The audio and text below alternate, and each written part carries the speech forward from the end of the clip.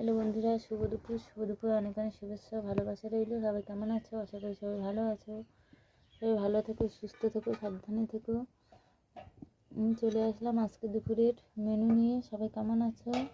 আশা করি সবাই ভালো আছো। সবাই ভালোবাসা দিয়ে পাশে থেকো। এখন তোমরা তো জানো আমার বড় যাই রান্না করে দেয় তরকারিগুলো, আর ভাতটা আমার বড়মশাই করে রেখে দেয়, তোমাদের বলেছি। তো দেখো, আজকের সাদা ভাত আছে, আর আছে এটা ওলকপি দিয়ে আলু দিয়ে চচ্চড়ি। যেদিন মাংস হয় সেদিন তো ওরা এটা পাতেই নেবে না, আমি একা খাবো। তো দেখো, মাংস এনেছিল। অনেক দিন বলছে আমার বাবাই যে মাংস আনো। আমি তো রিস্ক খাবার খাবোই না, ওই জন্য মাংস আনেই না।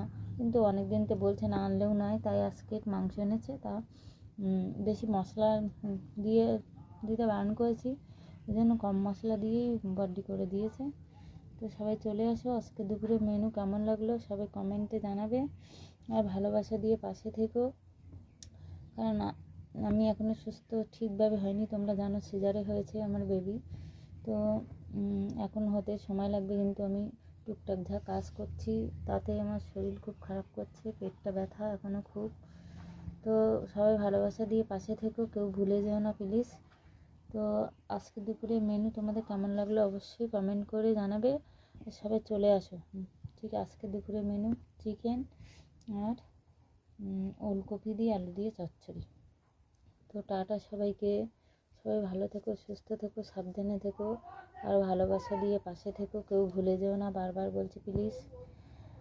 আমার বেবি এখন ঘুমোচ্ছে, ওই জন্য ভিডিওটা করে নিলাম। আমি তো ভিডিও ছাড়তেই পারি না, তোমরা জানো, ওই জন্য বলছি ভালোবাসা দিয়ে পাশে থেকো।